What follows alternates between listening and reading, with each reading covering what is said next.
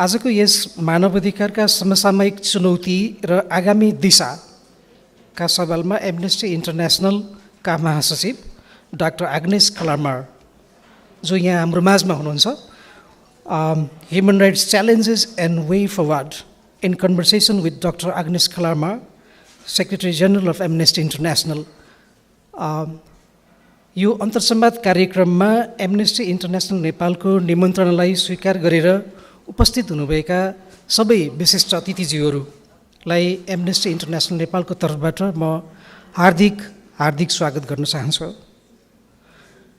Yes कार्यक्रममा मानवाधिकारका विभिन्न मुद्दा, सवाल र सन्दर्भहरूमा लामो समयदेखि अभियानरत रहनुभएका अभियानकर्मीज्यूहरू, मानवाधिकार कर्मीज्यूहरू, नागरिक समाज र सङ्घ संस्थाका धेरै प्रतिनिधिज्यूहरू, विभिन्न सञ्चार माध्यमहरूलाई प्रतिनिधित्व गरेर उपस्थित हुनुभएका पत्रकारज्यूहरू, सामाजिक अभियन्ता, सरकारी अन्तरसरकारी निकायका प्रतिनिधिज्यूहरू, संयुक्त राष्ट्र सङ्घ र अन्य कूटनीतिक नियोगबाट पाल्नुभएका प्रतिनिधिज्यूहरू र एमनेस्टी इन्टरनेसनल नेपालको फेसबुक पेजको लाइभ स्ट्रिममा संसारभरिबाट जोडिनुभएका सबैमा एमनेस्टी इन्टरनेसनल नेपालको तर्फबाट पुनः एकपटक म आभार प्रकट गर्न चाहन्छु।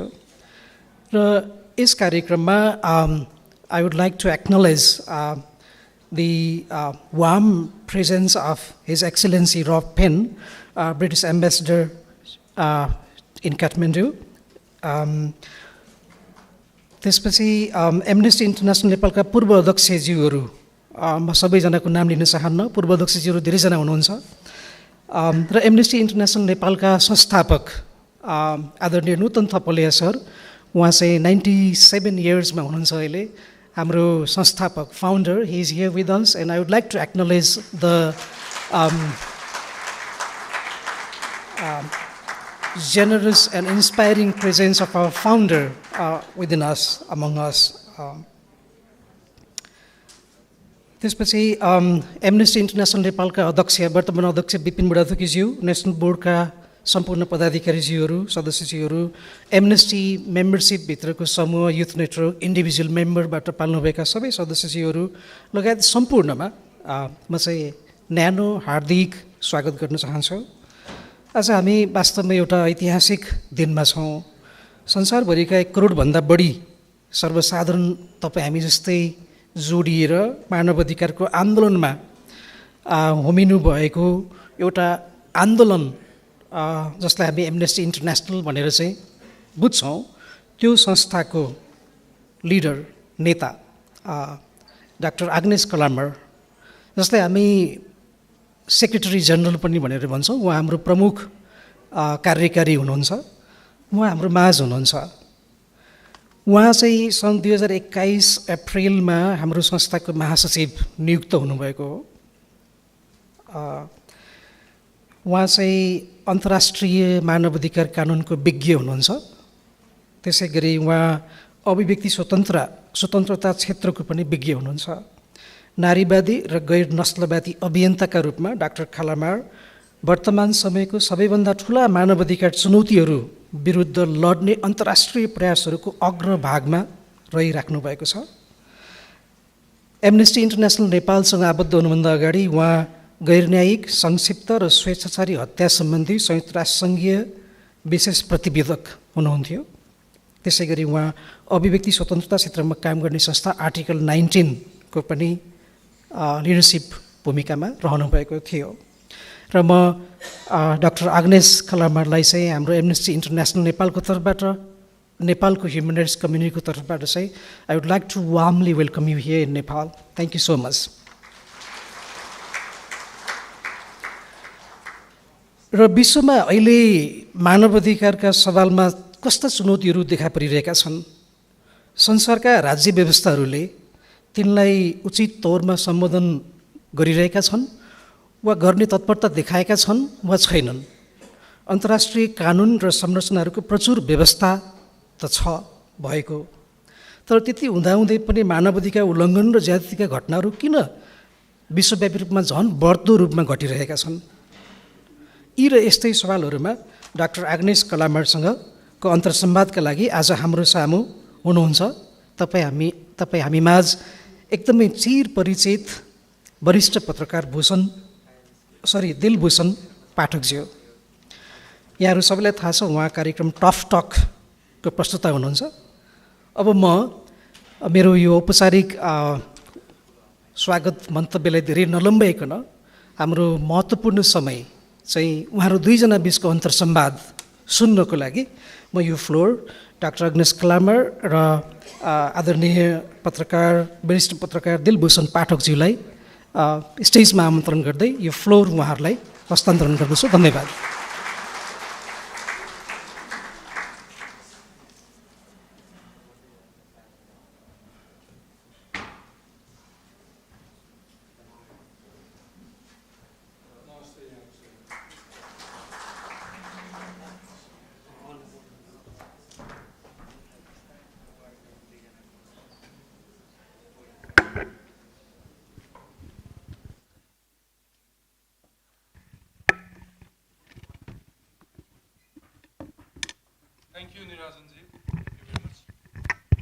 Thank you, Nirajanji. Thank you, Amnesty International. Namaste and good afternoon. It's an honor and welcome to this important gathering. We are honored to have with us today Dr. Agnès, that's how you pronounce, right? Dr. Agnès Callamard, the Secretary General of Amnesty International, a leading global human rights organization.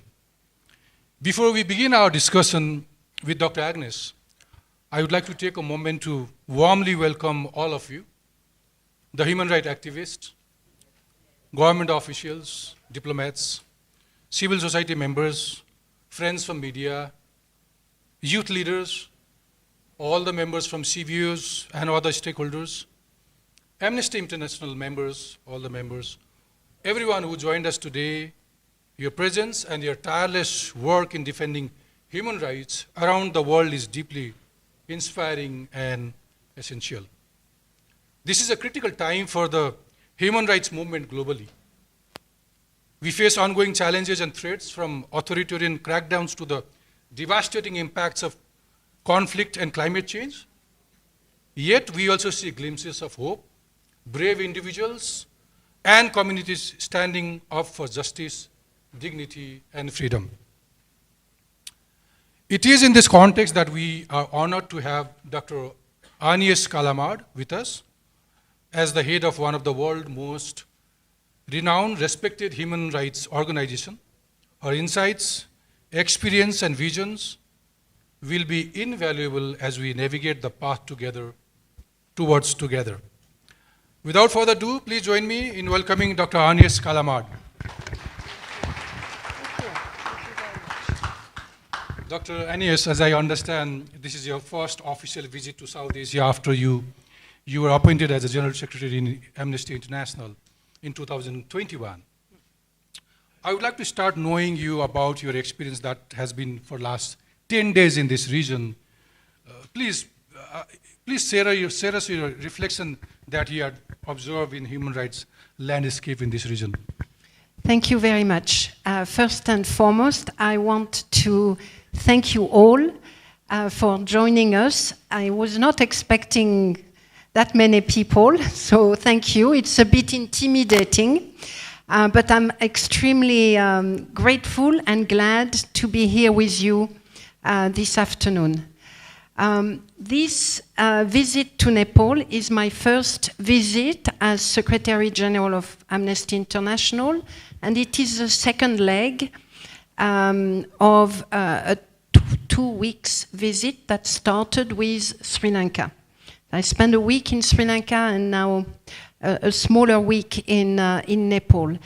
I think I'm not going to say anything radical here by highlighting the complexity of this sub-region in terms of its diversity, its history, its economic situation, the big neighbor next door, the other big neighbor not that far away, tensions within the region between countries. And sadly, in the context of as you have said, major challenges globally, we are also witnessing a backsliding for human rights in that region.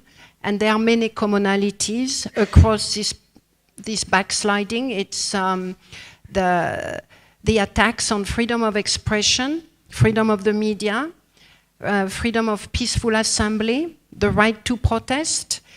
That's a major concern.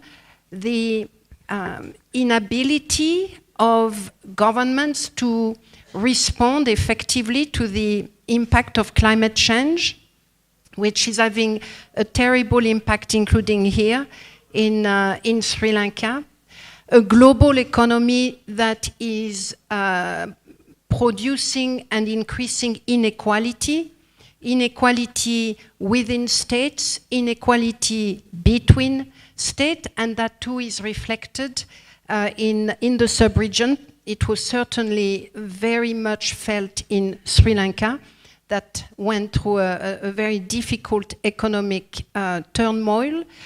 And the progresses that we were expecting on such issues as women's equality or anti-racism or non-discrimination vis-à-vis so-called lower caste, those progresses have stalled, if not made U-turn.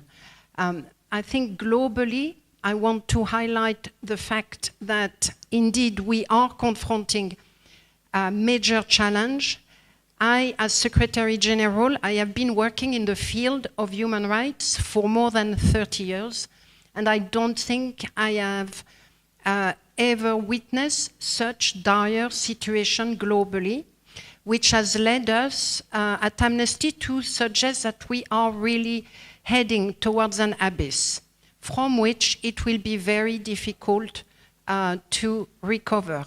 And one characteristic, or two, let me give you two characteristics of this abyss, is the rise of authoritarian practices globally, the fact that researchers around the world are suggesting that people living in democracy in 2024 are less than people who lived in democracy in 1985. A 20 years U-turn.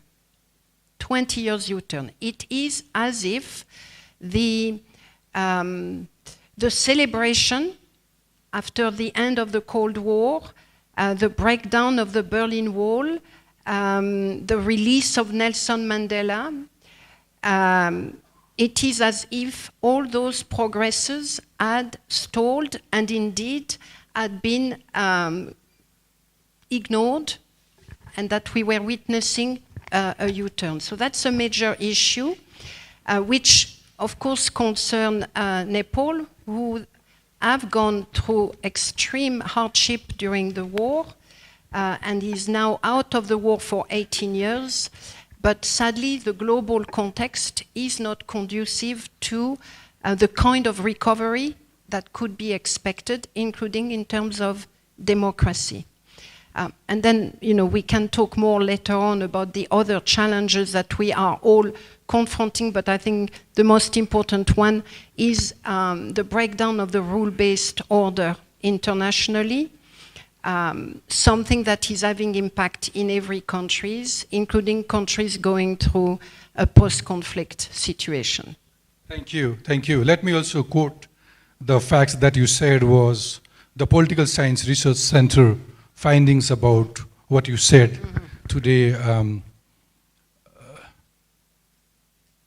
when you related about we are back to the situation in 1985.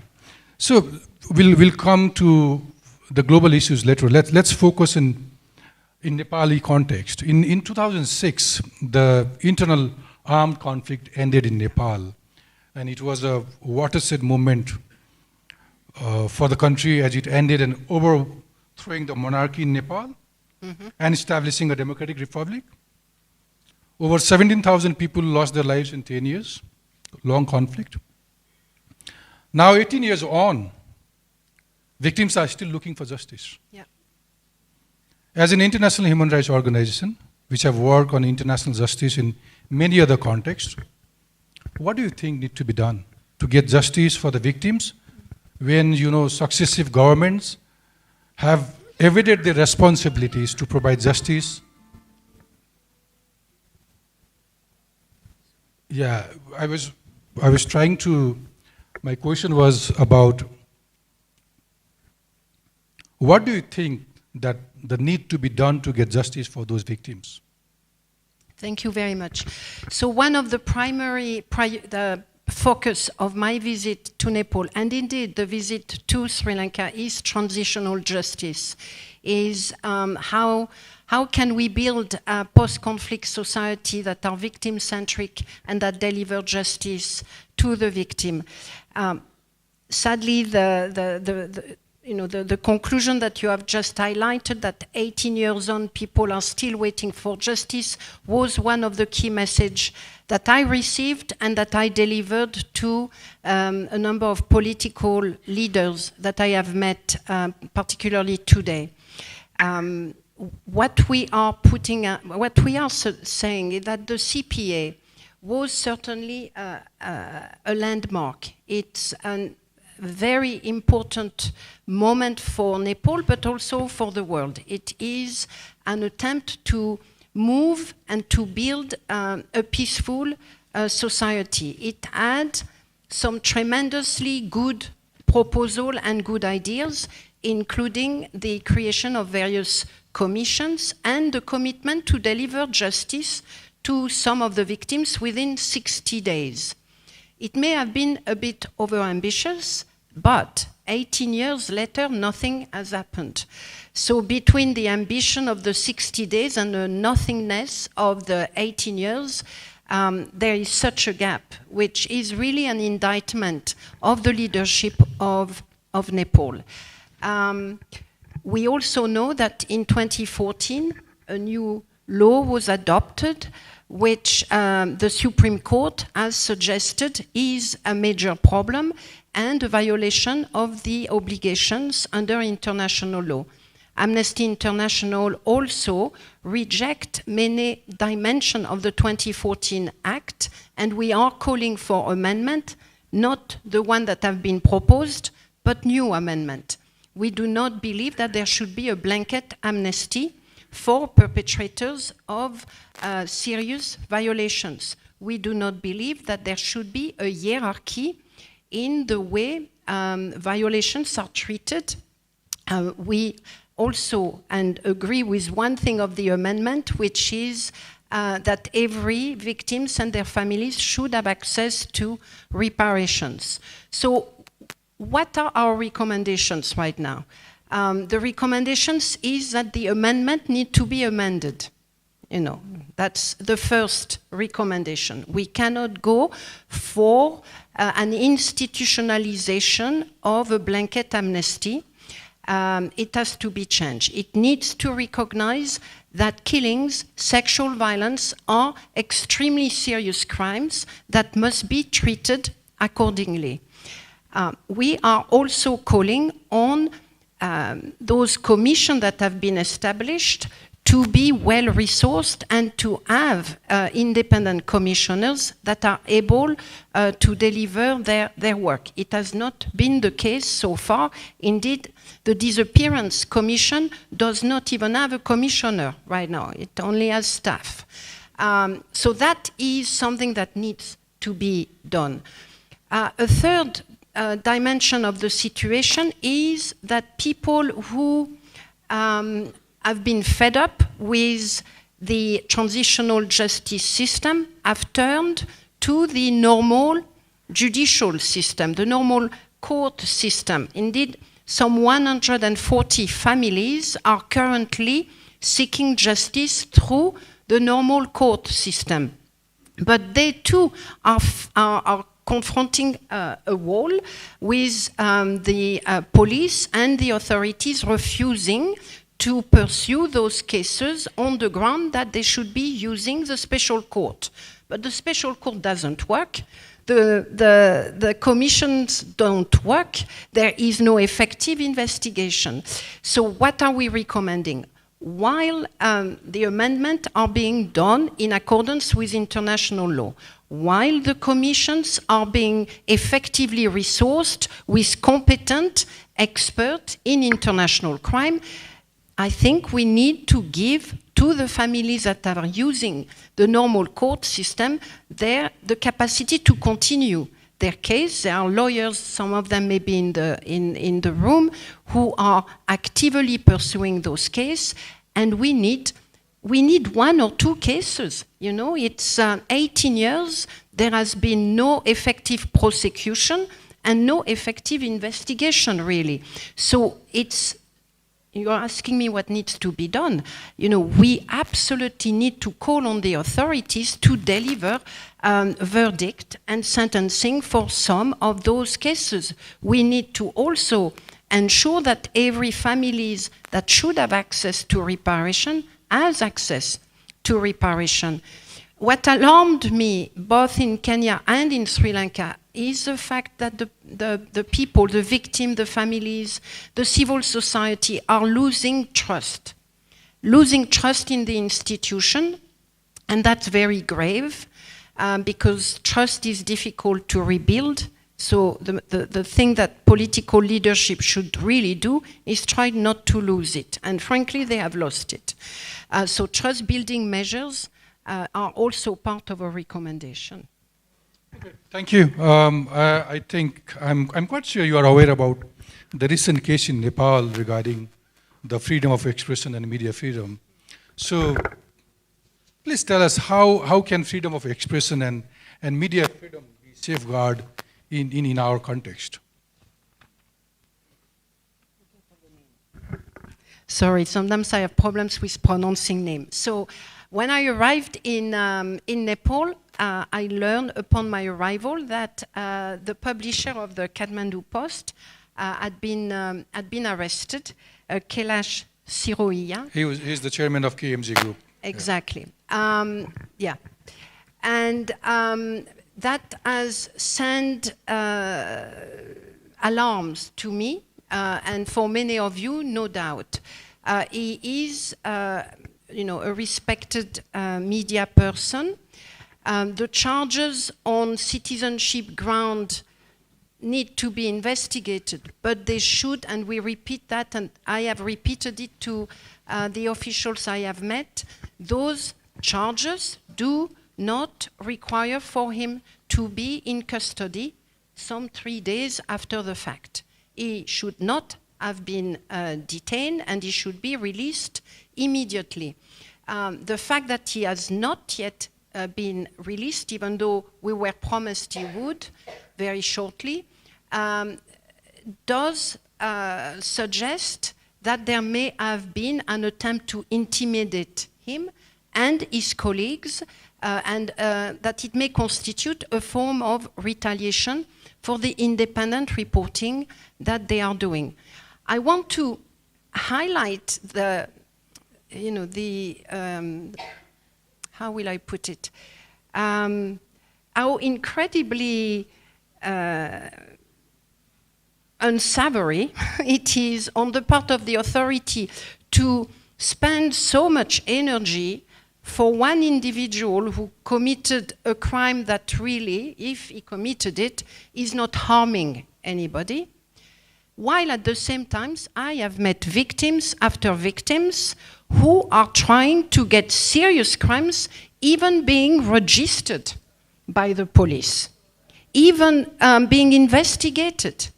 The gap between what they've done for this media mogul versus what they are doing for common people is unbelievable. And that is why I think we need to really keep the pressure on.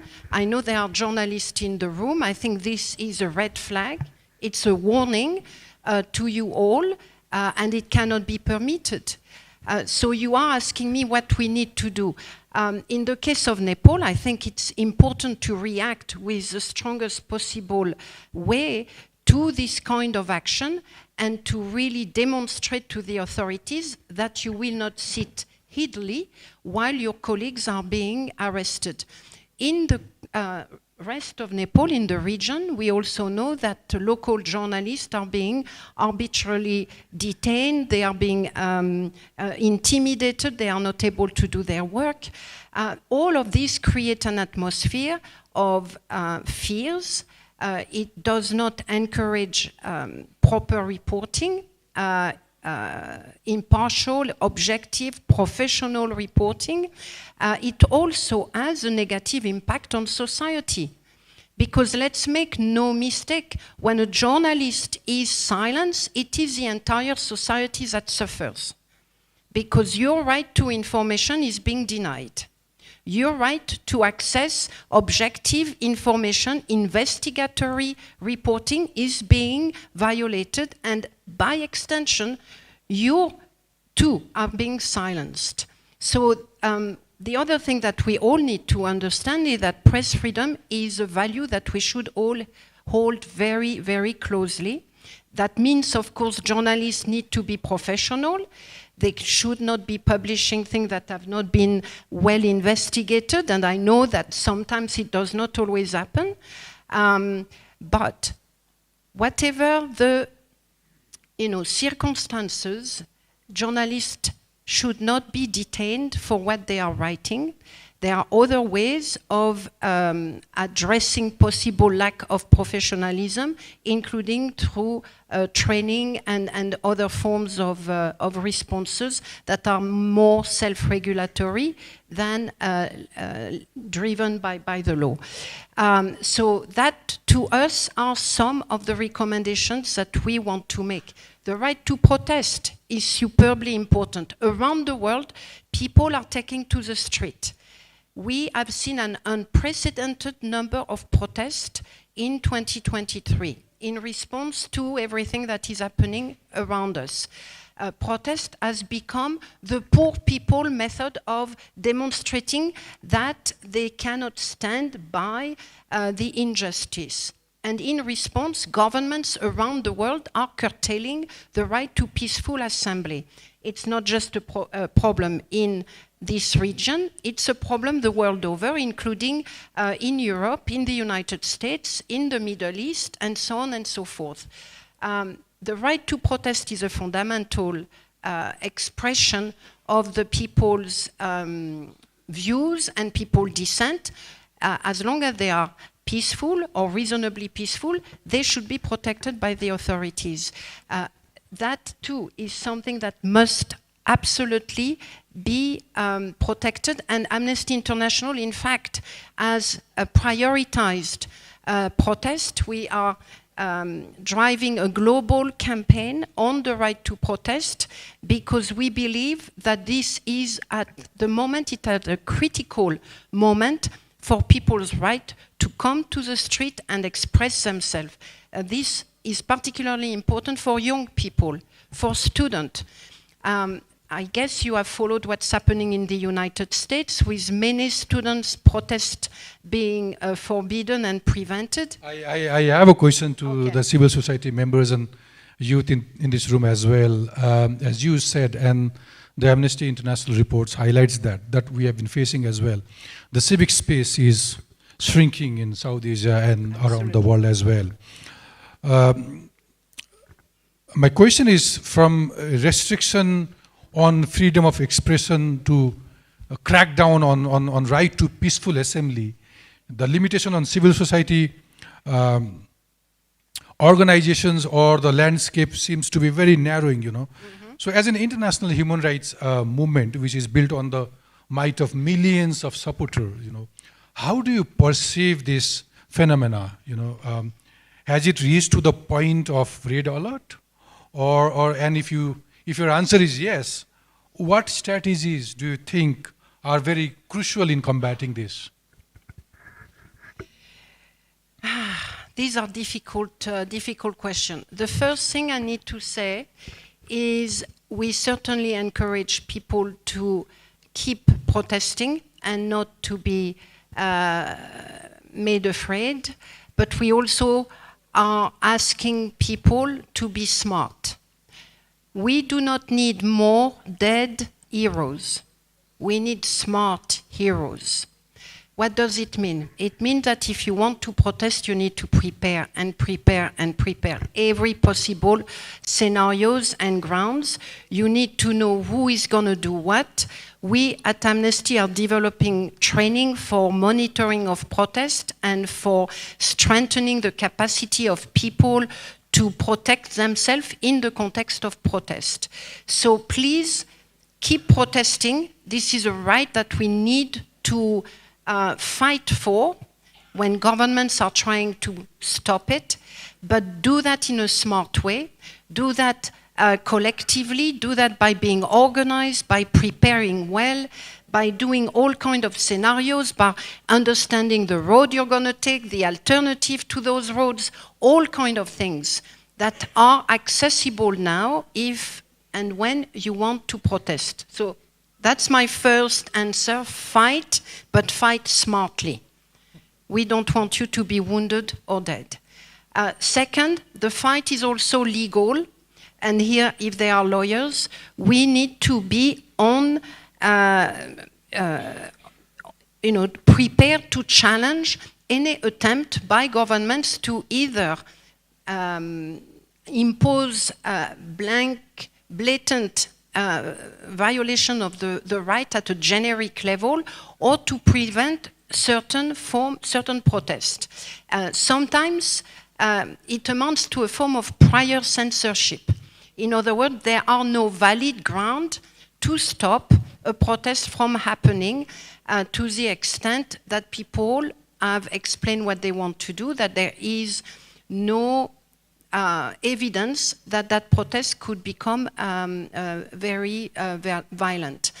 That prior form of censorship is extremely dangerous, and lawyers must be prepared to go to court and fight those decisions, whether they're taken by police, whether they are taken by the court, whether they're taking, whoever take the decision, depending on the legal system. We need to be there and push back.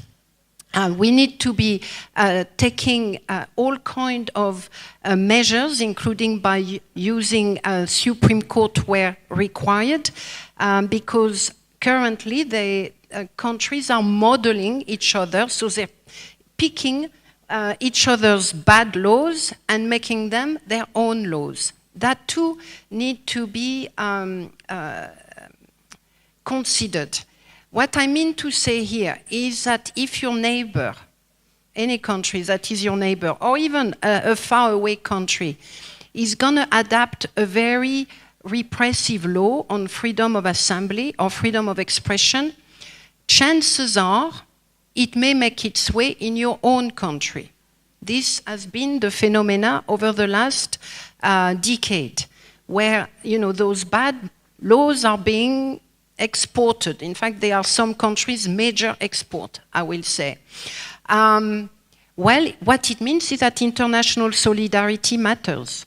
It means that if your friends in a country next door or far away are calling on you to go to the embassy of that country, to write letters, to go online, to protest what's happening elsewhere, please do so. Because when you protect the right of protesters in a university in the United States, the right of workers in Saudi Arabia, the right of migrant workers somewhere else, you are protecting also your right. Because those bad practices are being picked upon. So we need to maintain, too, our capacity to support one another across boundaries. Okay. Let's move on to the global human rights concern then. In last 1 year, you already touched upon, we have seen Palestine throughout the occupied Palestine, thrown out, occupied Palestine territories. And in Israel, as well as Palestinian refugees, they continue to suffer the impacts of Israel's system of apartheid. That's, you have been using that particular word. At the same time, the war in Ukraine has raged on with no end in sight. In Afghanistan, the Taliban has tightened its grip around the country and are waging a war against the right of women. and girls, which can only be seen as a form of gender apartheid again, in your word. So during the same period, we also have witnessed deepening of rivalry between US, Russia, and China. The outbreak of civil war in Sudan, a coup d'etat that ousted the democratically elected president in Niger, the brutal repression of opposition of ruling junta in Myanmar, and a general widening grief of authoritarian regime across the world. So to make the matter worse, the current international orders has not shown the unity needed to effectively address these challenges. So there is also a sense that the international institutions have failed to rise up to their mandate, and the trust in these institutions is fast eroding. So in this background, how do you think the global community must work together to strengthen multilateralism and uphold the rule of law in the face of geopolitical challenge and power struggles?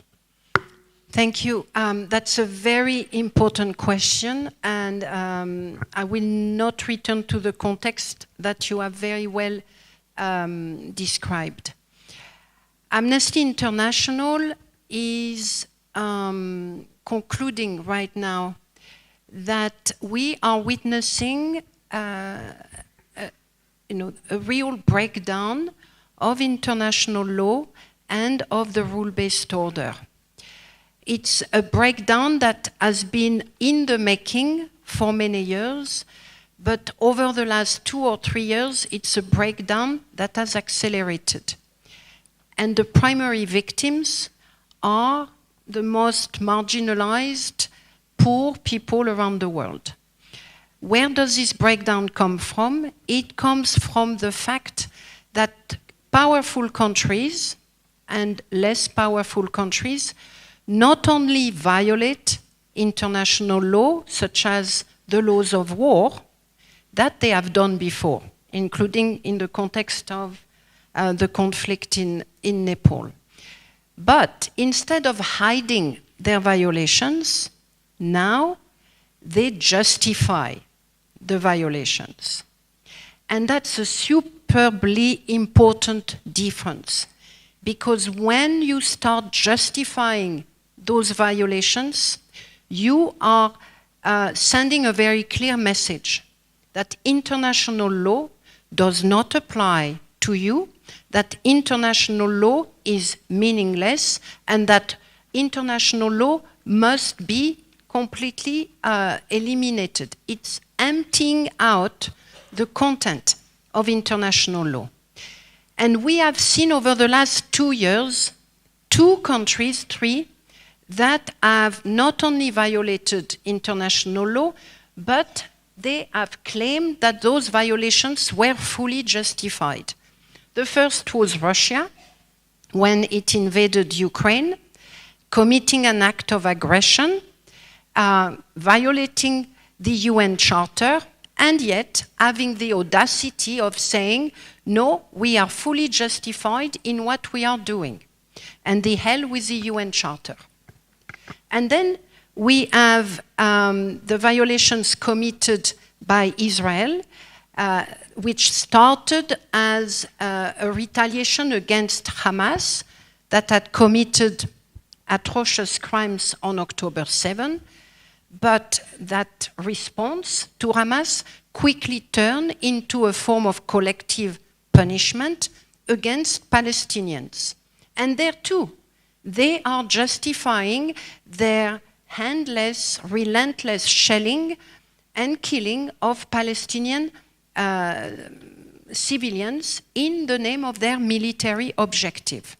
And they are arguing that the limitation to that military objective, which is the necessity to distinguish between civilians and militaries, that distinction does not apply to them.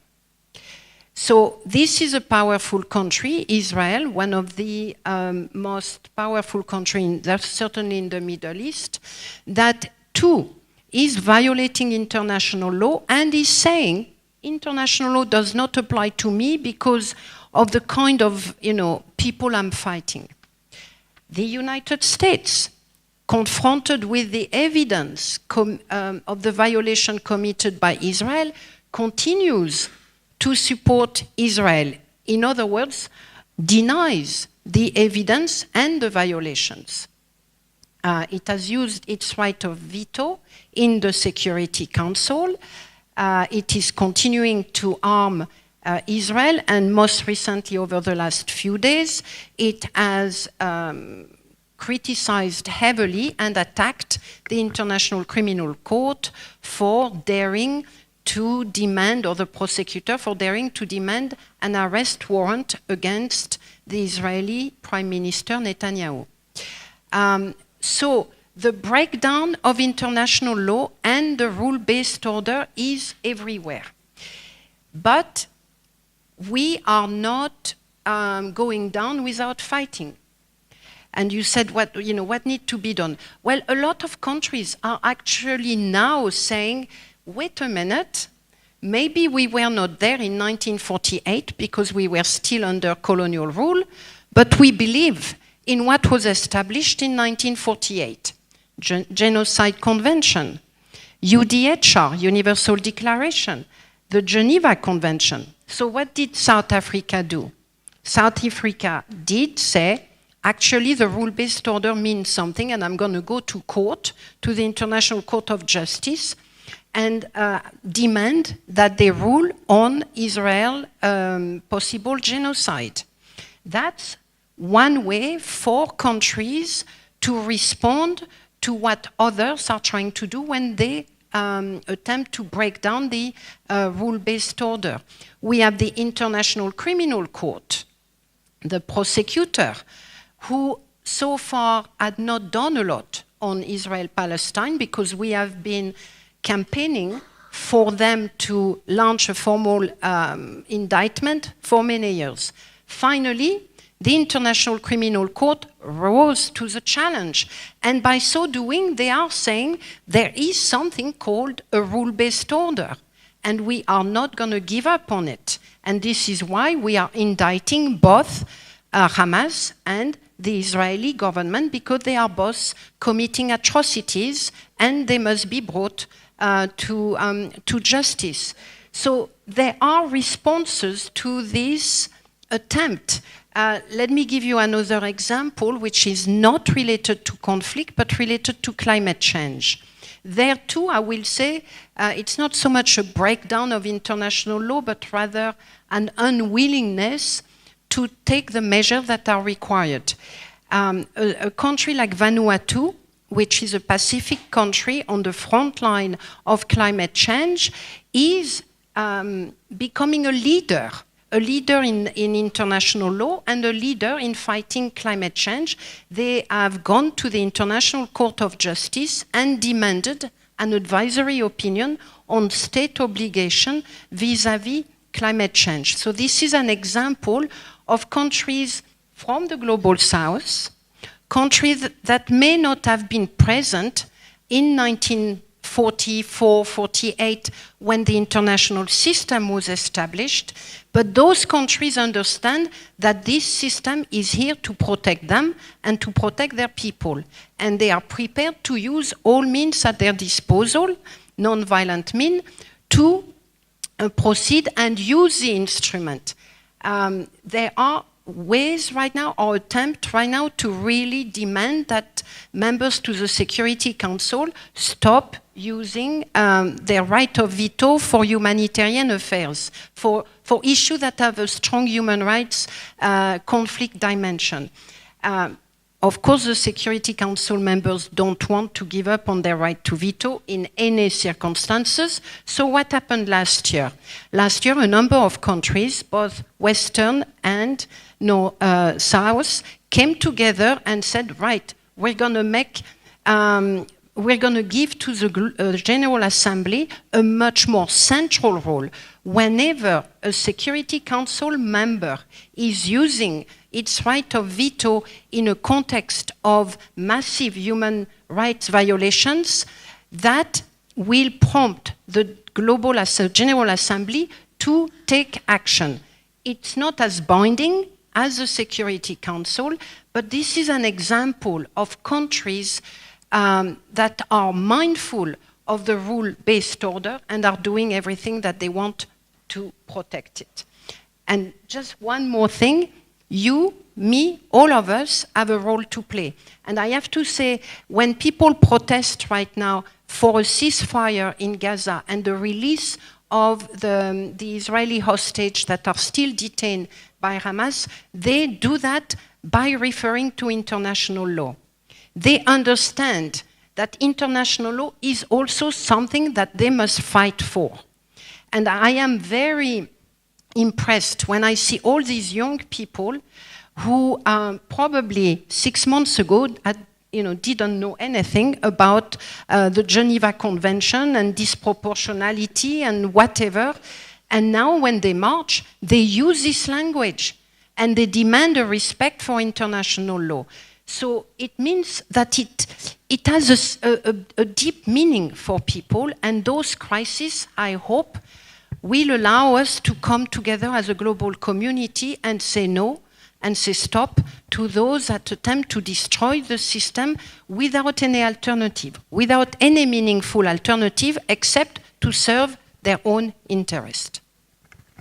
As you can see here as well, you can see a sizable population of young people in this room, and these young people always have an important role in the society since they represent the future of democracy in the world as well. So youth leaders who speak on behalf of their societies and also have an incredible opportunity to enact lasting change. However, in the face of the new emerging human rights challenges like escalating conflict in many countries, as you mentioned earlier, then there is a climate change-induced human rights impact that you touched upon, unregulated proliferation and development of technologies such as generative AI, ChatGPT, facial recognition and spyware. Tell us, how can young people empower themselves to advocate for their rights and also mobilize for positive change in the face of these challenges that the world has no experience at all in dealing with all this?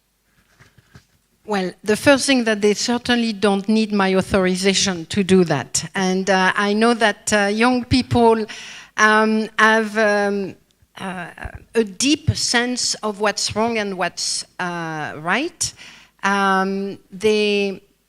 Students, young workers, they get organized. I know the student movement in your country is particularly powerful in terms of creating leadership and bringing changes. So they don't need the old people to tell them what to do. We probably, and we do need them far more than they need us. If I had to give any advice, is the first one I want to give is the one I gave already before. Please be safe. Please be safe. I have been doing this job for 30 years. I've seen too many people dying, quotation mark, unnecessarily. Don't be foolish. Don't be a martyr. Don't be a dead hero. Be a living hero. And keep fighting. And everything I've said before about getting organized, being part of a collective, not standing by yourself, knowing that you have someone's back, knowing that others have your back, all of those things are going to matter enormously because the world is getting very tough right now, and therefore you need to be organized collectively. That's, I think, my primary advice, and there is nothing new in terms of what I'm saying. The young people historically have been at the forefront of some of the major transformation, from the 1968 protest to civil rights movement to the Arab Springs. They are leading. They are the one on the forefront, and they are the one taking a lot of risk. And I have no doubt that they will continue to do that. They don't need my authorization, but I'm just asking them to do that with as much thinking, organization, and safely as they can. Okay, so we also have majority of youths abroad for foreign employment, and in a very risky job, many youths lose their life during all this employment. So please, can you tell us what measures can Nepal take to protect the rights of citizens working abroad, and how can the rights of returning migrants be ensured? Thank you very much. Refugees and migrants are probably right now globally the most scapegoated and vulnerable population globally. They serve as scapegoat for many populist leaders. They are exploited. The borders of countries have become very militarized, and international law is rarely, increasingly, in fact, violated when it comes to asylum seekers. For migrant workers, Amnesty International has been leading on campaigns related to the right of migrant workers for about a decade now. It's one of our most important work. We've done a great deal of campaigning on Qatar and on the treatment of migrant workers in the context of the soccer, the football cup. We've engaged with the authorities of Qatar. We've engaged with the International Federation of Football, and we continue to do that. Even last week, in fact, we wrote to the FIFA president. Migrant workers in the context of those World Cup have been extremely disregarded, even though they have been at the heart of all the celebration that have taken place, but they have paid with their blood and sweat and life for our pleasure to participate or to be a spectator. The situation of migrant workers, of Nepalese migrant workers in the Gulf countries is one of the priority for Amnesty International. So we're starting a campaign on the situation of migrant workers in Saudi Arabia. We would like to encourage you when the campaign starts and our research comes up. We will reach out and try to work with you so that we can together build a stronger framework for the protection of migrant workers. When it comes to women migrant workers, the Nepalese authorities have taken a number of measures in response to the violations that women experience in places like Saudi Arabia, Kuwait, or Lebanon. Those measures are very blunt. They ban women from becoming migrant workers except under very difficult conditions. However, what happened is that women goes underground in order to migrate because migration responds to an acute economic need. So the banning of female migrant workers from Nepal has resulted in major problems in relation to trafficking of Nepalese women. If you prevent something from happening, people go underground, and underground means less protection. So we certainly do not support the ban against migrant female workers. We believe that the government must put in place far stronger measures of protection, including of accompaniment, including stronger presence in the countries where those women live so that they can be better protected. But the ban is not a measure that we will recommend. We're also calling on the authorities to ratify ILO Convention 189 and 190 related to the protection of migrant workers. So there are a number of things that the authorities can do. The migrant workers of Nepal play a major role to the economy of Nepal, they deserve an equal investment on the part of the authorities in terms of protection in the country where they work. It means having more people on the ground, being able to go to where they live, being able to make sure they are okay, and taking actions before their rights are violated or before they come back in a body bag. Yeah, I was looking at some hot debate in some television shows. Doing research about you, I was going through your last interview in Hard Talk and some other web pages as well. And I'm here today just to facilitate you. I see a lot of human rights defender over here, activists, people from CVOs. I just have 2 more questions and then we'll go to the floor.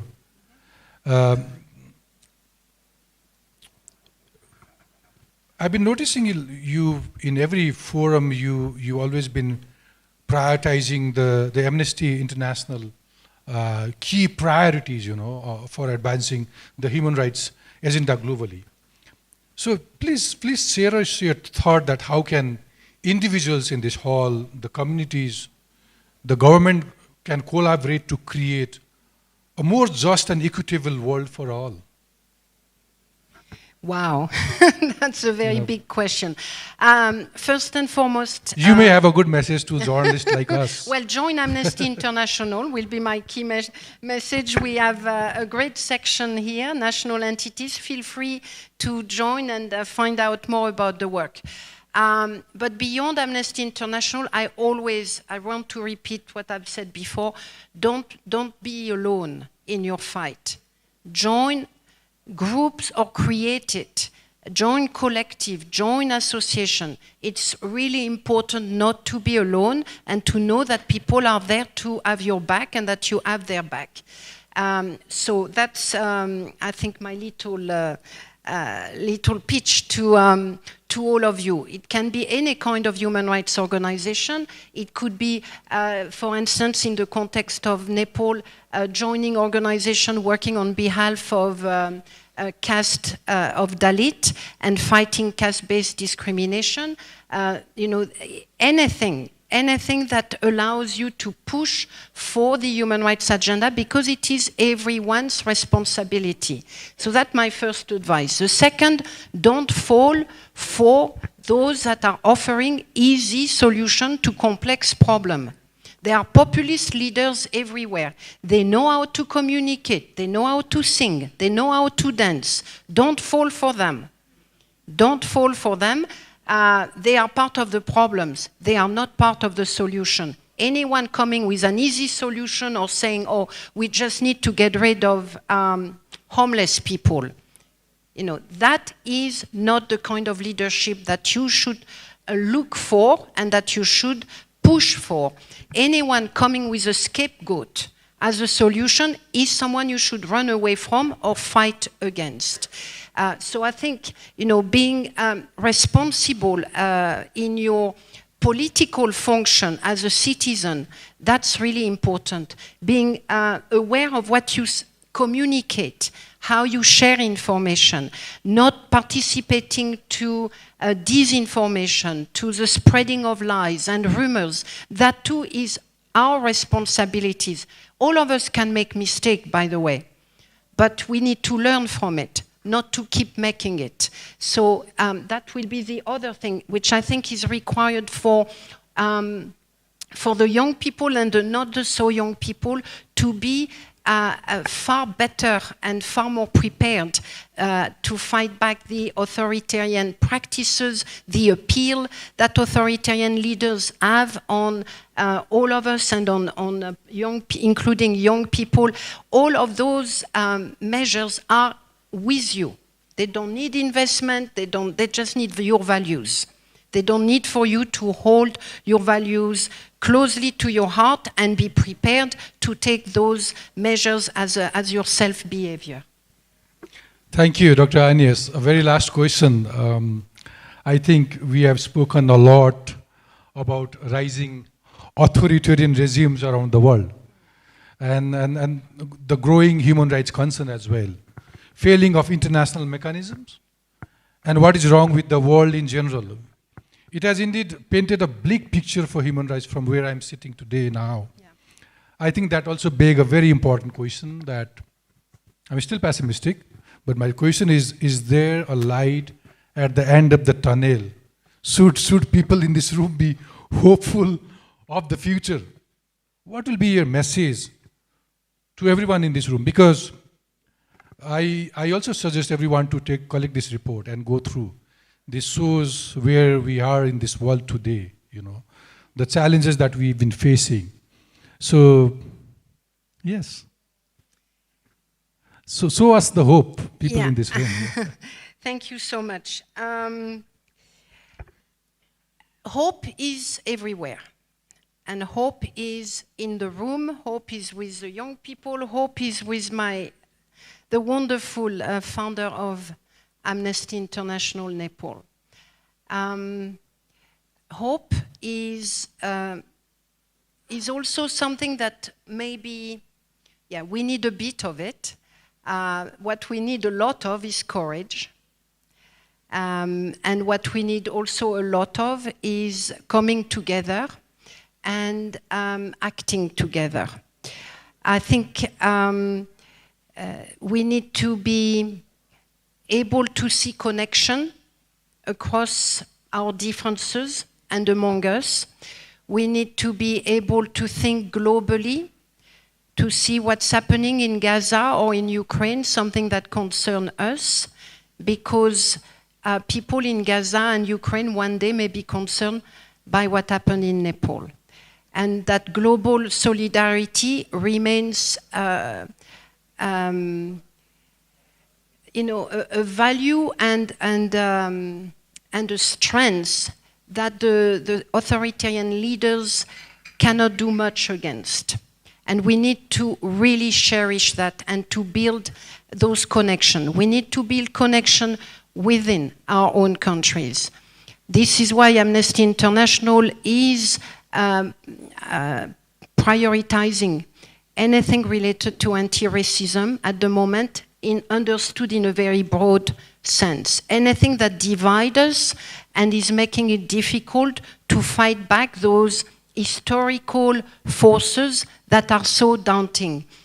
In the context of Nepal, it does mean being able to work and confront caste-based discrimination and inequality, which remains a huge problem here. It means being able to work with minorities in the country. So adopting that way of thinking and being is part of creating hope. So hope is not something you're going to get.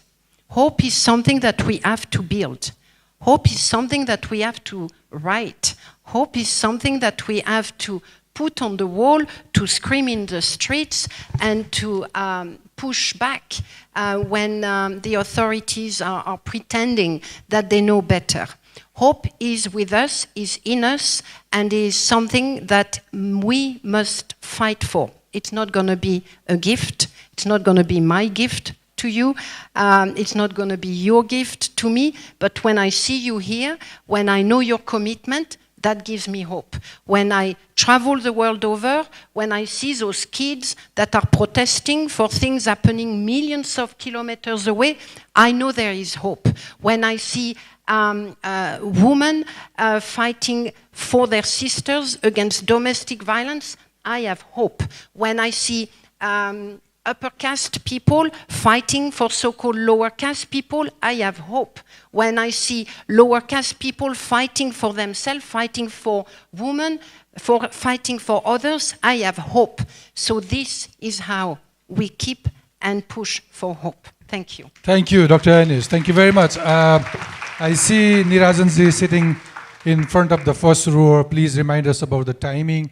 So let's go to the floor. Let's take quick few questions from the floor and then wrap up. I see hand raising in the first row. 1, 2, 3, 4, 5, 6. That's it? Yeah. Okay. Yeah. कोही सहयोग गर्नुस् त यतापट्टि mic दिएर please. Let's take 5 questions. Okay. So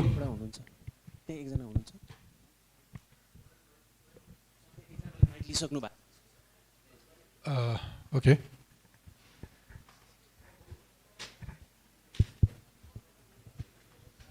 Hello, hello, hello, hello. Yeah.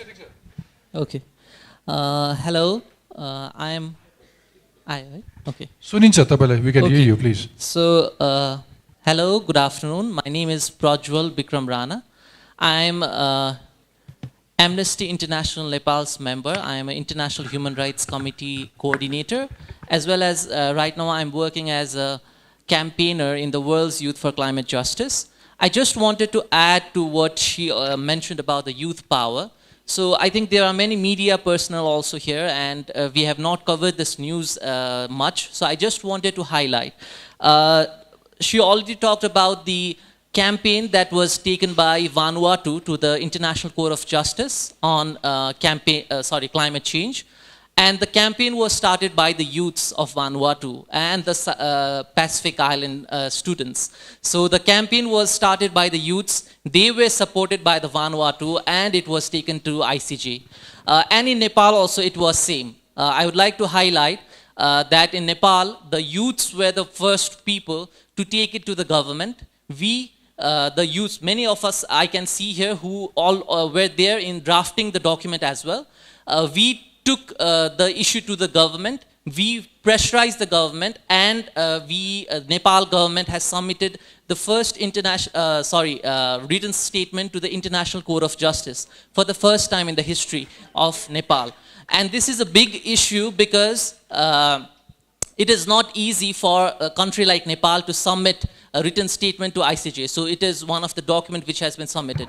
And I have to mention that I would like to thank Amnesty International for the global support that they gave to World's Youth for Climate Justice and the Pacific Island Students Fighting Climate Change, our campaign, and Amnesty International Nepal for supporting us throughout the process.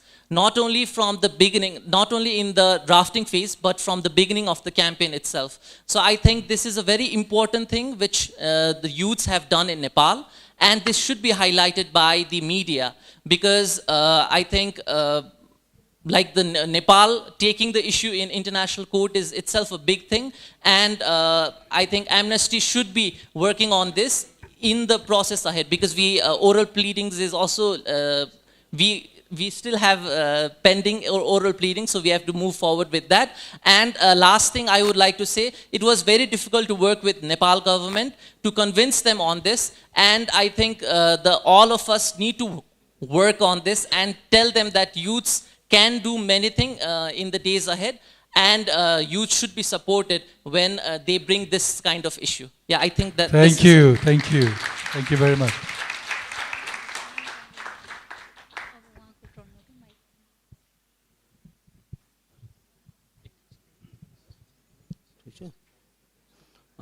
Thank you so much. Myself is Dinesh Tripathi. I'm a senior advocate, human rights and constitution lawyer. It is a pleasure to listen to you, Dr. Agnès, and I really thankful to you that you came all the way in Nepal to express solidarity with human rights crisis in Nepal. So you used to have a problem in human rights area, but now you are reaching in crisis point. You have a constitution, it looks wonderful in paper, but constitution is in paper and constitution is in operation is two different things.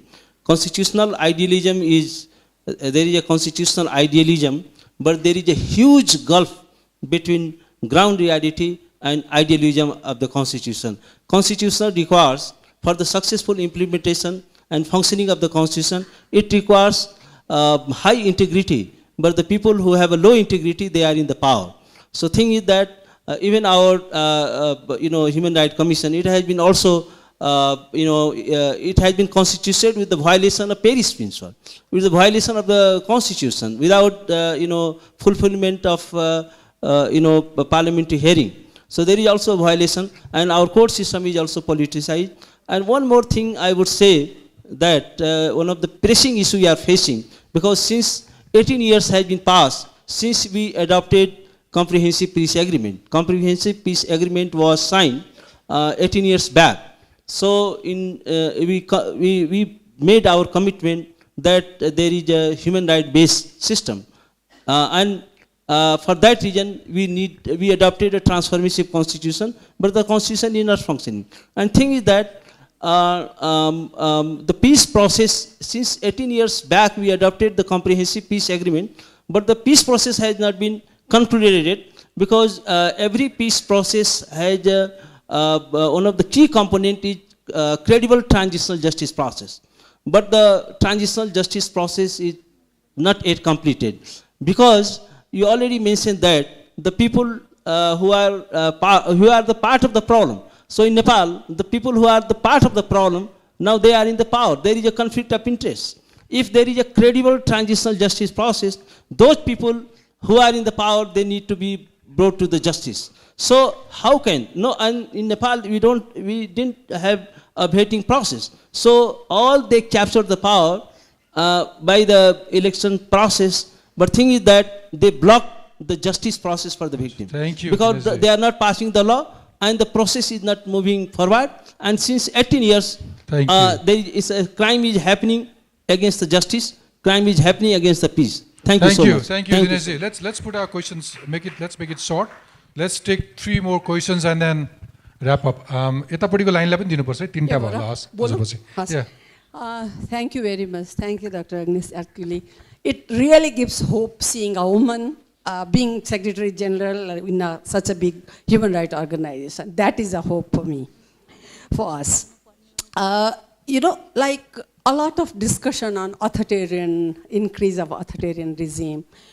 What I see in our region and then at the world, globally also, these authoritarian regimes are very much getting backed up, pushed up by increasing fundamentalism, which we cannot leave that one, you know, and we should not leave. Fundamentalism at every aspect. It's not only religious fundamentalism. It's also, there are different types of fundamentalism. And being a woman, you know, kind of only we, marginalized community, can experience what does that mean.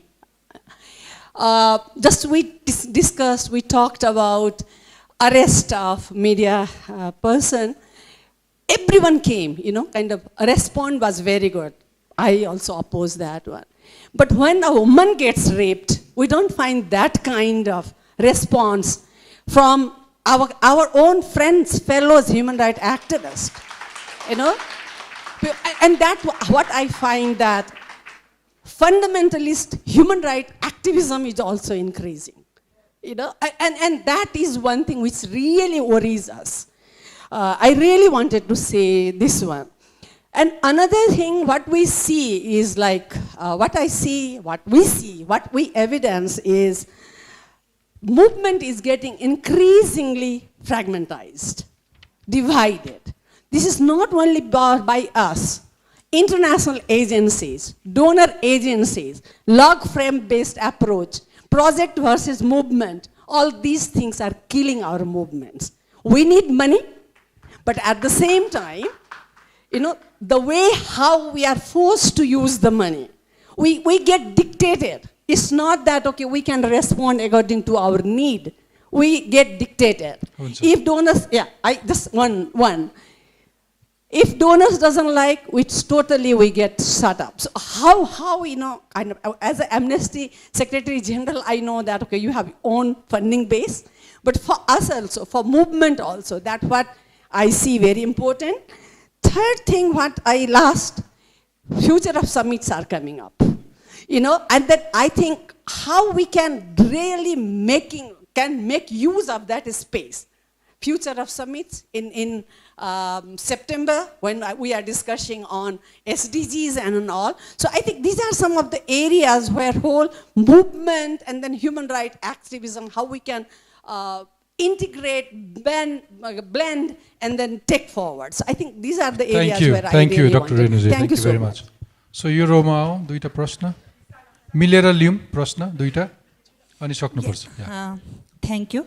I want to raise, you know, recently, 1 week before, there is the protest done by the person with disability, because the name Deepak Bhandari, who demanded the personal attendance support for the severe person with disability, but the 6 people are injured due to the security force attack. The second thing is, when we talk about the human rights, many intellectual disability, girls with intellectual disability are facing the challenge of forced to sterilization. The contraceptive method are used as a method of reducing the violence. The third thing is, in terms of the banking accessibility, still many persons with disability are denied to open the bank account and then to enjoy the banking accessibility. The fourth, when the situation are like this kind of situation, sometimes I have a feeling, being a disability, sometimes even the mainstream human rights defender as well as the mainstream concerned stakeholder, they ignore and they stay silent. Now, I want to know from the doctor, what could be the possible strategy to bring the intersectional perspective in a human rights movement, in an action, not in a document. Second thing, what kind of highlight and low light you have experienced when you endorse or when you fighting for the justice in terms of intersectionality. Thank you. तपाईको पहिलो प्रश्न पनि बुझिएन, अलि eco जस्तो लाग्यो यतापट्टि तपाईले उठाउनु भएको म सम अप गर्छु। फर्स्ट क्वेशन त बुझ्दै बुझिएन, दोस्रो चाहिँ वाज इट अबाउट डिसेबिलिटिज र equal opportunities in financial access अथवा ब्याङ्किङदेखिको केही उदाहरणहरू दिनुभयो, अनि अलिकति एक्सप्लेन गरिदिनुहोस् त फेरि, तपाईको परिचय पनि दिनुहोस् न, नेपालीमा भन्नु भए पनि हुन्छ प्रश्न। इक्वलले रहेछ, ओके अहिले ठिक छ होला I think. I'm Sarita Lamichhane, the founder of Prayatna Nepal. The first thing is, 1 week before, there is the protest because the one guy, severe person with disability, named Deepak Bhandari, who demanded the personal supporter for the severe person with disability from the state mechanism. When during 1 week before, there is the protest organized by the group of persons with disability. During that period, in the Bhadrakali, the security force attacked them. Saritaji, प्रश्न ठ्याक्कै प्रश्न भनिदिनुहोस् न। Attacked them and then he became injured. My question is how we can bring the intersectional approach in the mainstreamize the issues of marginalized community. And then second question is, what is her highlight and low light when ensuring the intersectionality, not in a discourse, not in the action as well as. Thank you. Thank you very much. एउटा अन्तिम प्रश्न लिउँ अनि या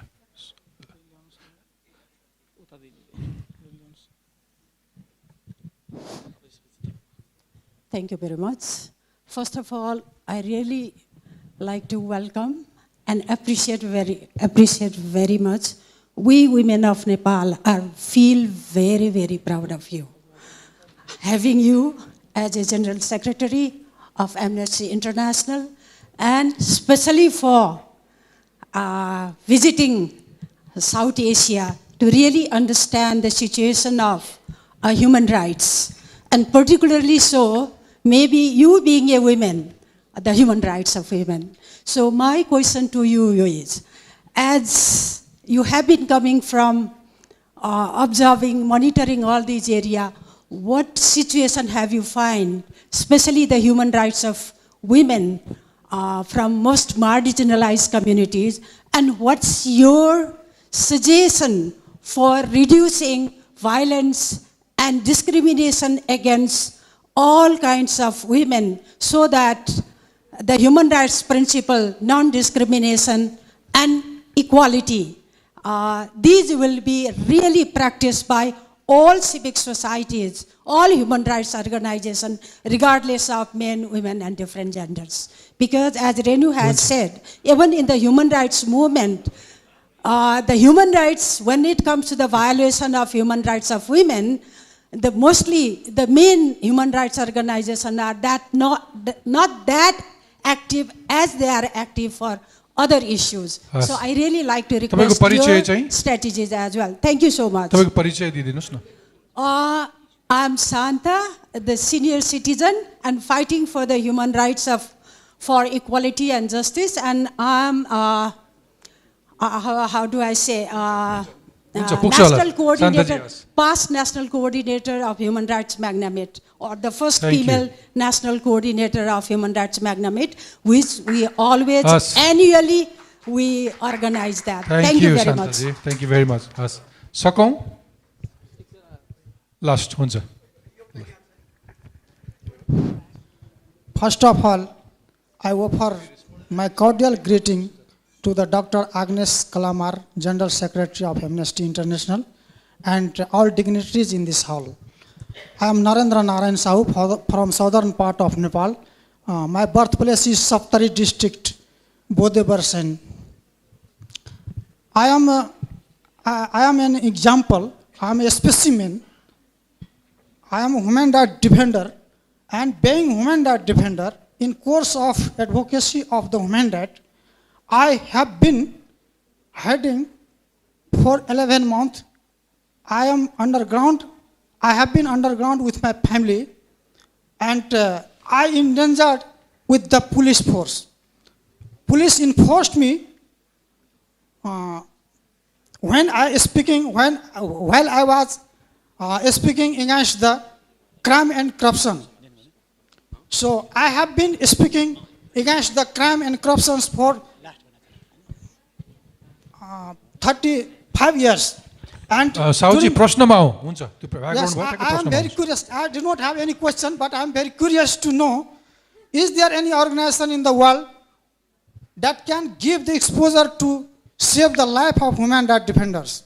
In Nepal, we have very dangerous situation in Nepalese circumference. There are several crime and corruptions. I am in the boundary of the... Okay, thank you very much. Thank you. Let's make it short. We are running out of time. Please. Huncha. Charan Prasad jiलाई दिउँ अगाडि.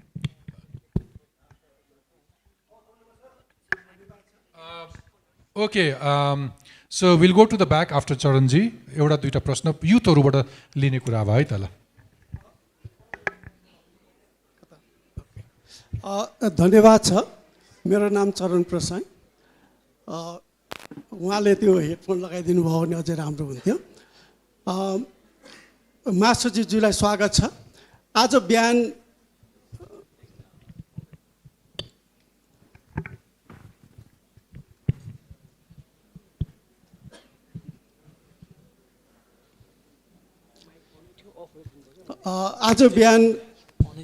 मेरो नाम चरण प्रसाद हो. आज बिहान महासचिवज्यूले नेपालको प्रधानमन्त्री पुष्पकमल दाहाल प्रचण्ड र सुनिन्छ यो शीर्षस्थ नेता, यो माइकले के भन्छ भने यसको नियम छ, अरूलाई पनि काम लाग्छ भनेर भनिदिइहालेको. यो यसो गर्नुभन्दा यो हामी यो कहिले कहिले यस्तो किसिमको कुनै माइकलाई गन माइक भन्छौँ. त्यो बन्दुकले ताके जस्तो यो मुखतिर ताकिएको हुनुपर्छ नि, आवाज आउँछ. यसो गऱ्यो भने आवाज आउँदैन, यसो गऱ्यो भने आवाज आउँछ. त्यो बन्दुकले ताके जस्तो तपाईँले पनि याद गर्नु होला है, यो बन्दुकले ताके जस्तो. धन्यवाद यो टेक्निकल इनपुटको लागि. आज बिहान उहाँले प्रधानमन्त्री पुष्पकमल दाहाल र शीर्षस्थ नेताहरूलाई भेट्नुभयो भन्ने कुरा यहाँले पनि बताउनु भयो. र यो कन्टेक्स्टमा हाम्रो नेताहरूको प्रतिक्रिया के थियो? जस्तै तपाईँले यो कान्तिपुर मिडियाका अध्यक्ष कैलाश सिरैयालाई पक्राउ गरेको सन्दर्भमा तपाईँले राख्नुभएको कन्सर्न र यो हाम्रो सङ्क्रमणकालीन न्याय अथवा ट्रान्जिसनल जस्टिसको बारेमा तपाईँले गम्भीर रूपमा उठाउनु भएको प्रश्नमा चाहिँ हाम्रो नेताहरू र प्रधानमन्त्री समेतको चाहिँ प्रतिक्रिया के थियो त्यो हामी जान्न चाहन्छौँ. धन्यवाद. Thank you. Thank you.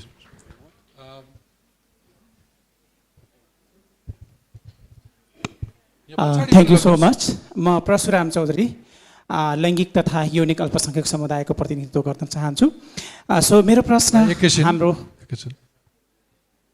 हाम्रो चान्सलर्सज्यूलाई, म परशुराम चौधरी, नीलहिरा समाजको कार्यक्रम संयोजक, र अहिले चाहिँ मैले यौनिक तथा लैङ्गिक अल्पसङ्ख्यक समुदायलाई प्रतिनिधित्व गर्न चाहन्छु। र मेरो प्रश्न यस प्रकार छ, यदि उहाँ नेपालको लागि चाहिँ एउटा एमनेस्टी इन्टरनेसनलको चाहिँ भिजिटमा हुनुहुन्छ, कस्तो प्रकारको भिजिटमा हुनुहुन्छ? यदि उहाँ मानव अधिकारको सन्दर्भमा हुनुहुन्छ भने लैङ्गिक तथा यौनिक अल्पसङ्ख्यक समुदायको विषयलाई यहाँले कुनै पनि यहाँको अघिनको इन्टरभ्यूमा उहाँको कुरा गर्दाखेरि विषयवस्तु निकालिदिनु भएन उहाँले। सो यो विषयलाई पनि अलिकति उहाँको मध्यनजर गरियोस् भन्ने म चाहन्छु। किन भन्दाखेरि डे टु डे हाम्रो नेपालमा यौनिक तथा लैङ्गिक अल्पसङ्ख्यक समुदायलाई विभिन्न चरणबद्ध रूपमा चाहिँ मानव अधिकारको तर्फबाट होस् अथवा स्वास्थ्य निकायको तर्फबाट होस्, सबै सुरक्षाको निकायको तर्फबाट होस्, सबैतिरबाट चाहिँ दिनानुदिन उहाँहरू हिंसामा पर्नुहुन्छ र हिंसाको चाहिँ शिकार भइराख्नु भएकोले यसलाई चाहिँ कसरी मानव अधिकारलाई चाहिँ हामी कसरी भनौँ न सुरक्षित कसरी हुन सक्छौँ? मेरो प्रश्न एउटा। धन्यवाद। तपाईँको आयो प्रश्न हुन्छ है त? सकौँ प्लिज। हामी पुछारमा जाने एक दुईजना युवा देखेर भनेको थियो, यहाँ बहिनीको प्रश्न लिउँ अनि एउटा अन्तिम उहाँ भाइ उठ्नु भएको छ, त्यसबाट bit मारौँ। Okay, I'm youth. I am Samiksha Pariyar. I am from Dignity Initiative. So thank you for bringing in the word caste at least 4 times in your conversation.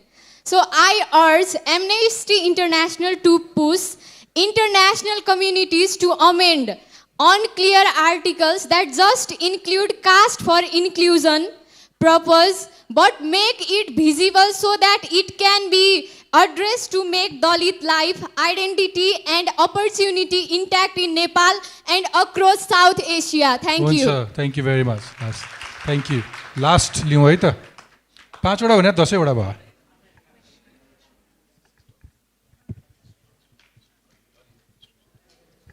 Namaste, my name is Salina Kafle and I represent an organization called Human Rights and Justice Center. My question would be rather directed to your previous mandate of being a special rapporteur for the extrajudicial killings. We from in Nepal, there were a lot of extrajudicial killings during the conflict, and there were also some of the individual communications that we sent to the special procedure, specifically special rapporteur on EJK. But we never heard back from the special procedure, and that was kind of disheartening because we believe that engaging with UN bodies is also not only giving light to the cases, but also a way of actually addressing accountability from the government. So my question would be, how can we be strategic as CSOs on bringing these communications to the special procedures? Is there anything that we could have done better, and why did it not get addressed? Thank you. Thank you. ल उहाँ भाइलाई दिनुहोस् त अनि सकौँ पर। अवसरका लागि धेरै धेरै धन्यवाद। म मेरो प्रश्न छोटकरीमा राख्न चाहन्छु। हामी यहाँ नेपाली भनेर गर्व गरेर बसिरहँदै गर्दा नेपालको सीमावर्ती क्षेत्रमा अथवा बोर्डर एरियामा हामीले हेऱ्यौँ भने हाम्रो दाजुभाइ तथा दिदीबहिनीहरू दिनहुँ भारतीय पक्ष अथवा भारतीय सेनासँग पैठाजोरी गर्ने अथवा त्यो दमन सहनुपर्ने अवस्थामा रहेका छन् हैन। हामीले विशेष गरी सुस्ता र दार्चुला क्षेत्रमा हेऱ्यौँ भने त्यहाँका मानिसहरू हैन, हामीले अन्तर्वार्ता हेरिरहेको छौँ, मलाई नेपाली भनेर नभनिदिनु, मलाई नेपाली भनेर भन्दै गर्दा भारतीय सेनाको दादागिरी मैले सहनुपर्छ भनेर जुन उनीहरूले भनिरहेका छन्, त्यो विषय मानव अधिकारको क्षेत्राधिकार अथवा मानव अधिकारको विषय बन्छ कि बन्दैन? र 1.5 वर्ष अगाडि महाकालीमा भारतीय सेनाद्वारा ट्विन काटिएर एक नेपालीको हत्या समेत भएको थियो। त्यो विषय विशेष गरी एमनेस्टी इन्टरनेसनलको त्यो समयमा मानव अधिकारको विषय बन्यो कि बनेन, अथवा आगामी दिनमा त्यो बन्छ कि बन्दैन? र मेरो विशेष अनुरोध, जसरी नेपालका अधिकारीलाई उहाँले भेटेर हैन विभिन्न विषयबारे कुरा गर्नुभयो, त्यसरी नै भारतीय अधिकारीहरूलाई पनि भेटेर जुन बोर्डरको नेपालीहरूको विषय छ यो बारेमा चाहिँ कुरा राख्दिएर उनीहरूको मानव अधिकार बारे पनि छलफल होस्। Thank you. तपाईको परिचय ठिक छ? हुन्छ। प्रश्न आज फ्लोरबाट लिने प्रश्न यतिमै सीमित गरौँ। Now the floor is yours, Dr. Agnès, please.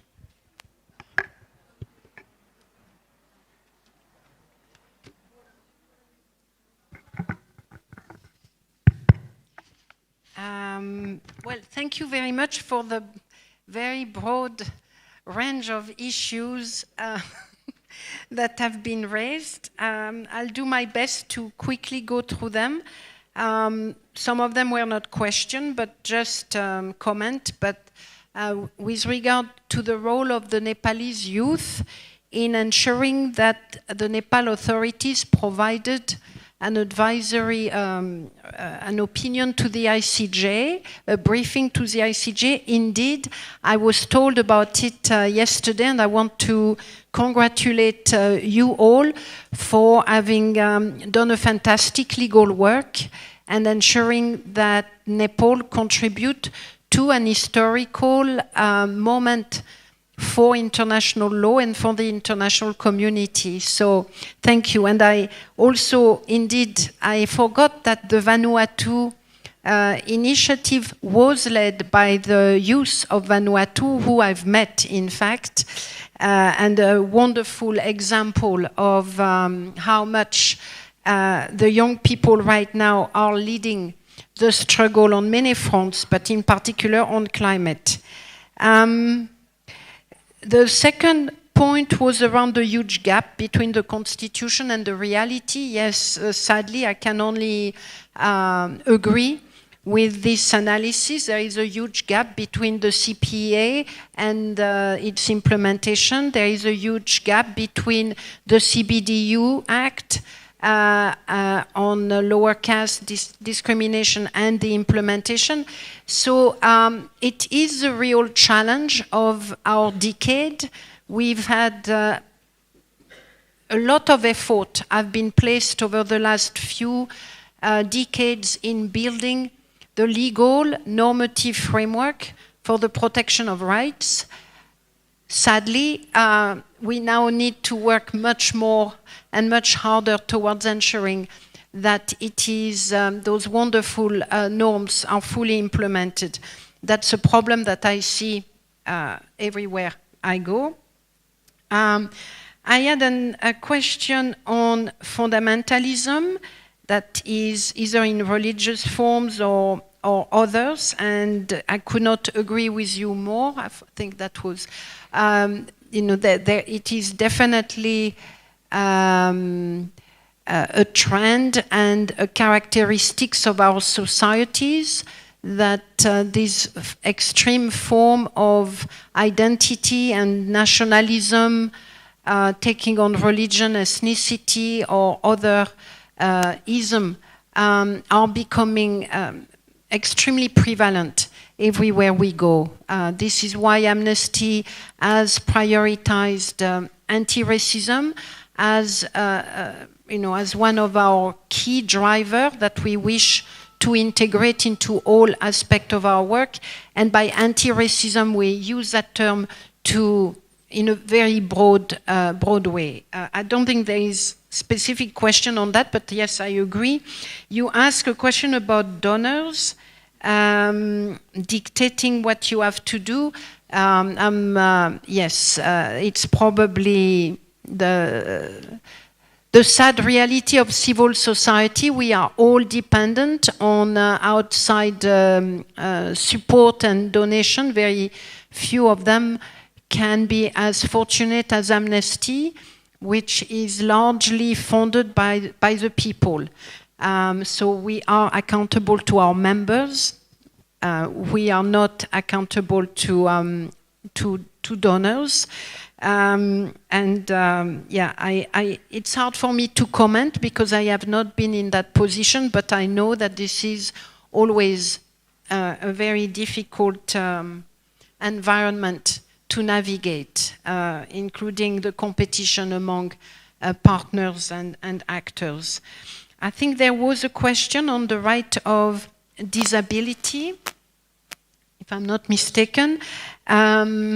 Yes, and I think you, thank you for bringing that to my attention.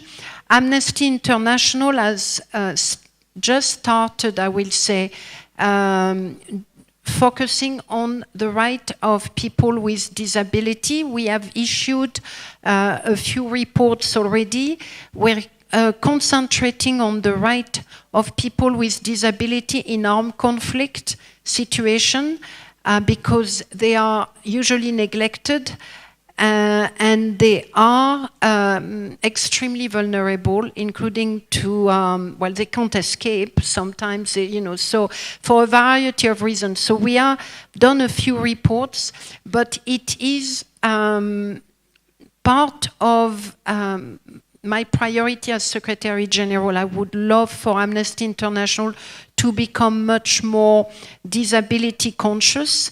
We have not done enough on that yet. We are supporting others. We are working at the international normative level, but we have not yet done a great deal of work at grassroots level with people with disability. So thank you for pointing that out. People with disability represent some 20, even more than 20% of the world population, and this is incredibly important for human rights organizations to ensure that they do not neglect and ignore that population. I was asked about the pushback on gender and women's rights. I could not agree with you more. Again, this is one of our global findings for 2023. There is a real pushback on women's rights and on gender equality. Tremendous progresses have been made from the 1970s to the beginning of the 21st century when it comes to women's right, to the right to equality, non-discrimination, and indeed to the fight against violence against women. Over the last 10 years, there have been pushback, and we are not completely losing everything at all, but we need to be very alert to the fact that it's becoming a battleground, and that authoritarian governments, but not only, are using a very patriarchal and misogynistic language to win popularity and votes. It's being reflected in the pushback against the so-called gender approach, gender narrative, and a range of related text. It is also it's also being shown in the pushback against sexual and reproductive rights, including in countries such as the United States, where there has been a huge pushback, sorry, I'm using that word a bit too much, against women's rights to abortion last year. And for Amnesty International, it's extremely worrisome because of the influence of the United States. This is why, indeed, we have initiated a campaign on the protection of the right to abortion and a campaign on the protection of all those medical workers that are on the front line of sexual and reproductive health and that are often targeted, wounded, intimidated, and killed. I was asked about the response from the leadership this morning. Well, we had a good conversation, I will say. On transitional justice, I think there is still a lot to be done. And I will not suggest that we received a full commitment that things are going to move smoothly and quickly in the months ahead. But there is no doubt that our message has been heard because we've engaged on the specificity of it. There are disagreements. There are disagreements over the use of the the normal court system as opposed to the special court for a variety of reasons. But it seems that there is an heavy reliance on making the transitional justice work. However, the fact is it is not. So This is a message that we have reiterated, and we are planning to follow that up with a clear list of recommendations regarding the amendment and other dimension. On freedom of expression and the right of the media, we got reasonable answer from the government on that, and a commitment that at least the Kathmandu Post media, it's not a publisher, will be released shortly. We did not get the same kind of enthusiastic support, I will say, from the other political leaders that we have met. LGBTQI community, I'm very sorry, I forgot to speak about it or to mention it. It has been, it's a strong focus of Amnesty's work everywhere, including in Nepal. It was one of the focus of my trip, indeed, to Sri Lanka, and it does remain an important topic. So we'll be very happy to speak with you about what we do. On the Dalit and underprivileged, so-called, this is a priority as part of our anti-racism commitment. I think I have already spoken a great deal about descent-based discrimination. We issued that report about 10 days ago on Dalit discrimination, descent-based discrimination. We have a range of recommendations which we are planning to campaign on in Nepal and ensure that we are supporting the various Dalit organizations, Dalit women organizations that are seeking substantive equality and the implementation of the CBDU. EJK in Nepal, I'm surprised that you did not get any response from my predecessors as special rapporteur. I happen to know who they were during the war, and I know that Nepal was one of the main topic for them, one of the main country.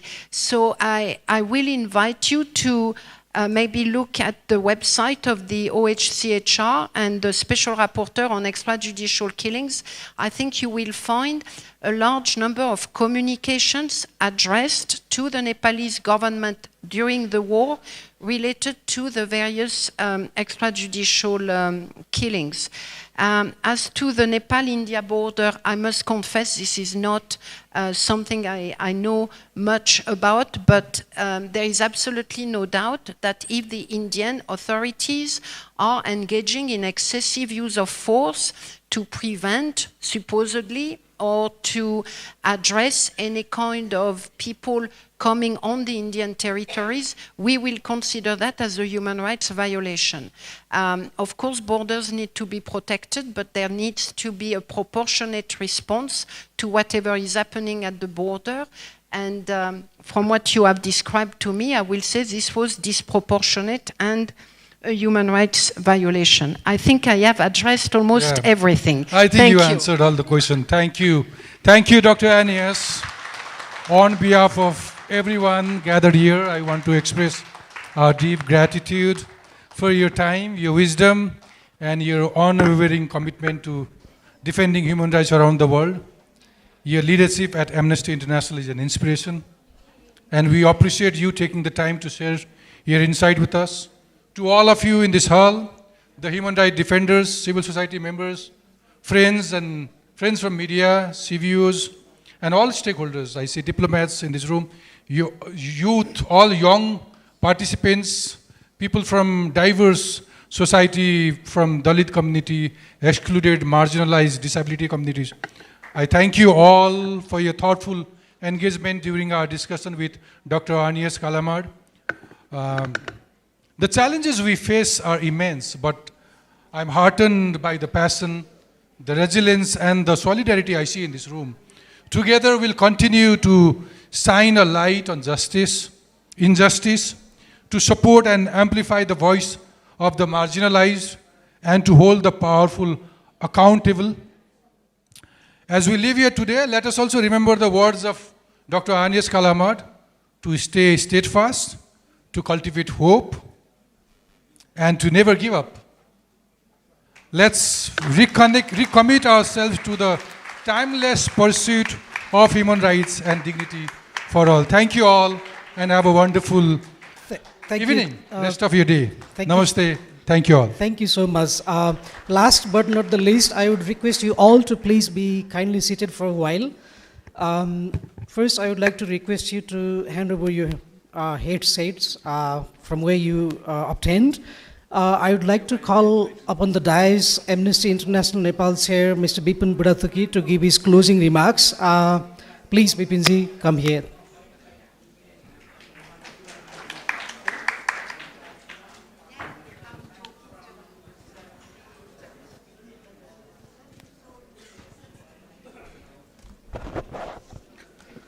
धन्यवाद निर्देशकज्यू। आजको yes महत्त्वपूर्ण संवादमा उपस्थित हुनुभएका सम्पूर्ण व्यक्तित्वहरूलाई एकमुष्ट रूपमा हार्दिक आभार प्रकट गर्न चाहन्छु एमनेस्टी इन्टरनेसनल नेपालको तर्फबाट। आजको 3 दिन पछाडि मे 28 मा अहिलेको यो विशाल स्वरूपमा रहेको 1 करोड भन्दा बढी सदस्य रहेको यस एमनेस्टी इन्टरनेसनलले 63औं जन्मदिन मनाउँदैछ। आज यो छलफल गर्दै गर्दा नेपालमा जेलिएको संक्रमणकालीन न्याय र भर्खरै मे 10 मा सार्वजनिक गरिएको नेपालमा दलित विरुद्धको वंशमा आधारित विभेद शीर्षकको प्रतिवेदन प्रकाशित भएको यो अवस्थामा यो पूर्व सन्ध्यामा एमनेस्टी इन्टरनेसनल नेपालका महासचिवको नेपाल भ्रमणले विशेष अर्थ राख्छ र यो सिङ्गो नेपालको सिभिल सोसाइटी अर्गनाइजेसन र नागरिक समाज र सम्पूर्ण मानवाधिकार समुदाय र मानवाधिकार आन्दोलनको लागि चाहिँ यो विशेष पलको रूपमा चाहिँ हामीले बुझेका छौँ। त्यसैले राज्य सञ्चालकहरू र अधिकारीहरू बरालिँदा पनि एमनेस्टी अविरल रूपमा नबरालिकन काम गर्ने गर्दछ। अहिले विश्वव्यापी रूपमा मानवाधिकारका विभिन्न खाले स्वरूपहरू देखा परेका छन्। देशैपिच्छे फरक पात्र र प्रवृत्तिहरू भिन्न भिन्न प्रकृतिका छन्।